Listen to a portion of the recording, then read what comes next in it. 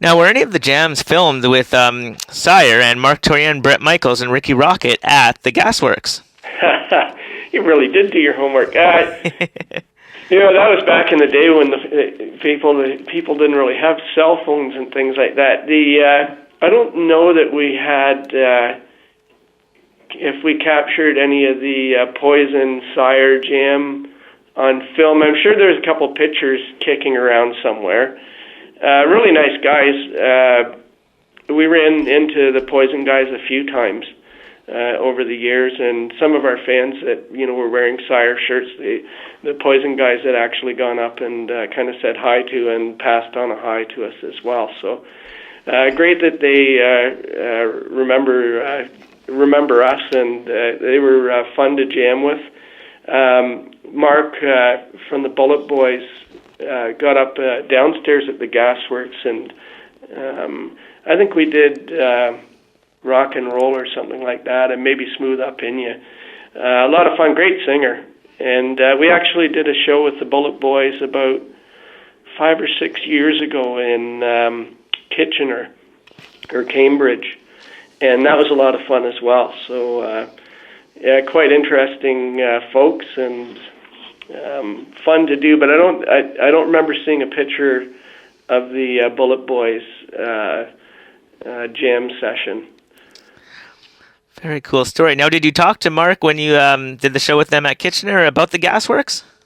I did, actually. He was quite busy. I think he was in. You'll get this. I think he had a full slate of interviews. So I had a chance to say a brief hi during sound check, and that's always busy. And then he was off doing interviews. Then we were opening the show. Then they were playing. I managed to get in and say hi in their dressing room for a couple of minutes before the show, and we did talk about the Gasworks show. Those were crazy days. I don't know 100% whether or not he remembered it, but you never know. That would have been after one of their shows, and I don't know if they were at the Gardens or where they were that night or who they were with. I can't remember, but so there. And then the Gasworks did have big courts, right? You could only buy the courts at the Gasworks. So if you were in the Gasworks for an hour, the likelihood that you didn't remember what happened after that was a large chance of not remembering what was going on after that. We've had lots of fun jamming. The Gasworks was always quite interesting for who would show up. It was an interesting thing. Really the way that Syre ended up with its first record deal through A&M was because of Nazareth. And we were playing upstairs at the Gasworks, and a couple of the Nazareth guys showed up, and I think I'm hoping I'm not getting the name wrong.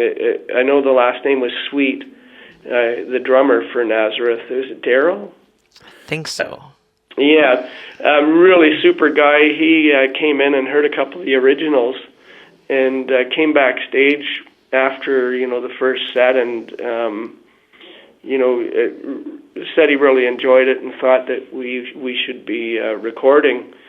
And he was good to his word in that he went back to Jerry LaCourcier, who was the president of A&M Records, and kind of talked us up and got A&M interested in us. And a fellow by the name of Max Hutchinson, kind of ended up coming out to see us a few times, and he was the guy who eventually ended up getting us a record deal. So it was great, and all really from a night at the Gasworks and some kind words from Mr. Sweet from Nazareth. Rest in peace, by the way. He did pass away. But a great guy, and I still say thanks to him whenever I think of him. So definitely. Yeah, great band too. I love Nazareth. So definitely. And the famous producer Garth Richardson, he mixed the pre-first album demos. Am I correct? Absolutely. Yeah, he mixed the demos that got us our deal with A&M. So, you know, some of these things take a couple of months to really kind of put together, and A&M had come out and seen us and asked that we went in and did some recording, and so we put together some demos. Garth was kind enough to mix those, and he really got us our deal. He's a great producer. Absolutely. You know, I guess you can't go wrong with Garth mixing the tapes that are going to go to the company to try and get your record deal. What a guy to have do it. It's like, you know, the best of the best. So, and Chip, our guitar player, he was good friends with the Richardsons. They lived a couple of doors down from him. So Chip's dad, Charlie Gall, who was a fabulous musician as well, and he played horns on the first Syre record, was good friends with Jack Richardson. So Chip grew up with. He's got some great stories. If you ever want to hear some great stories from the back in the day of you know, going over to the Richardsons for lunch and finding Alice Cooper in the basement playing darts. Wow. Having a beer, right? Because that was Jacoby working with him in Toronto. And the one that sticks out to me, I always thought was a really funny story, was Chip had gone over to the Richardsons, and they were in the swimming pool, and the Bay City Rollers came over, who were working with Jack at the time, and went in and were swimming.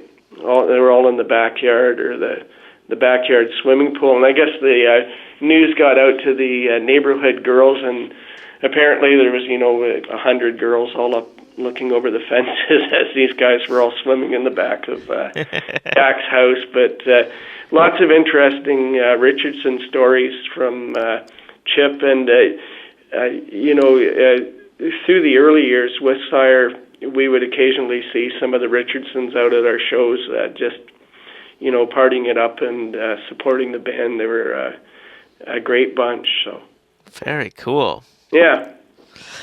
Now, with Syre being a band known for their amazing live shows, did the band ever consider putting out either a home video or a live album, or would they?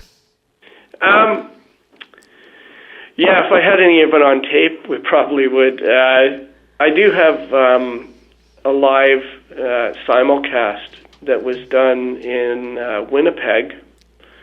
I won't venture to guess the name of the radio station. Probably still around. But they did have like a mobile studio come in to the show. It was at a big club, great sound system, and I can't remember the engineer's name, but I remember it was a fairly significant talent that they brought in as far as the engineers that worked on it as well. So it was a good simulcast.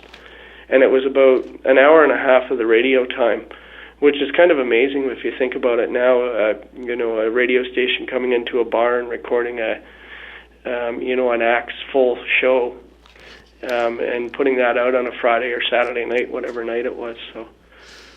Yeah, it used to happen way more back in the day. Unfortunately, you see it very little, unfortunately, these days. Yeah, I'd love to take that simulcast, though, and you know, put something out that shows that the band was a good band live. You know, absolutely. They were great players I played with. I was lucky to be in Syre and to play with you know, Rick Mead, fabulous guitar player, Chris Caron, amazing bass player, Jamie Constant, what a drummer. And it's ironic that his name is Constant. You know, I've never, or very rarely seen a drummer go into the studio and nail down, you know, his tracks in one or two takes. Especially back in the old day when you know, you couldn't really fly stuff in as easily. It was like, you know, you had to get it right on tape. It was really difficult to kind of punch in drums. Mm-hmm. And Jamie was just amazing at going in and nailing stuff. He's really solid. Chip Gall, on guitar and keys. An amazing player. And, you know, the other interesting thing about those guys is they were all great writers in their own in their own respect, right?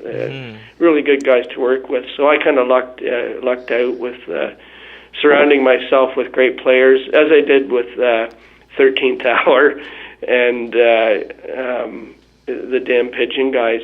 You know, all amazing players and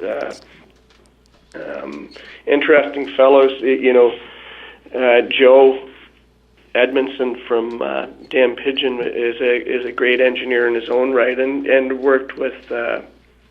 You know, he went through the schooling with Jack Richardson here in London. Okay. Back in the day, and he ended up in LA and worked on some fairly significant albums in LA as an engineer. So interesting story there, and again, surrounded myself with great players, and Jason Latimer on drums is solid, and on that Re-Coop album, he is another guy that really nailed stuff down within like 1 or 2 takes. You know, I think we were done the drum tracks in a day and a half, which is amazing, right? So, and Steve Proud, amazing bass player, good sound. Steve Proctor. There's too many Steves in that Dan Pigeon band. Great lead player. You know, they all nailed their stuff down and kind of really bring a lot of themselves to the mix with these things. And Joe is a great backup singer and guitar player himself. I guess the point is surround yourself with really talented people, eh? I've got to see Jamie play with Helix probably somewhere around 5 years ago in Thunder Bay, and yeah, he definitely did a good job. Yeah, he's solid, eh? Oh, definitely. Yeah, always a great drum sound with him, and solid player, solid guy. Helix has always got a great band. You know, they mix it up occasionally, but always a fabulous band. And it's interesting. Some interesting players have come through there. Sean Kelly. Yes, I love Sean Kelly. Oh yeah, he's a fabulous guy. What a great person, and it was interesting to be in his book, actually, the Metal on Ice book. If your listeners have not heard of it, Sean wrote Metal on Ice, fabulous book. Really interesting stories about some Canadian bands on the Canadian roads in Canadian times, drinking Canadian beer. I'll back that up. One of my favorite books of last year. Yeah, it was great, eh? And I don't know if I told any stories that happened up in T-Bay, but I'm sure there were some in there. The Intowner. Yeah. Oh, yeah. That was a great place. The Intowner, Sleeping Giant. Always great times, and you know, the owners of those clubs and the staff were all fabulous people. Really, really nice people to work with. You know, Tom and Ben at the Intowner were so nice to us and their families, and the name of the owners of the Sleeping Giant escapes me, but they were really good to us too. It was always a pleasure to come up there, and the fans and friends that we had up there were the best. You know, really good people, and always a good time. We've got some new rock clubs open these days, so maybe one day we'll see Dan Pigeon or Syre there. That would be fabulous. I'd love to come up. Definitely.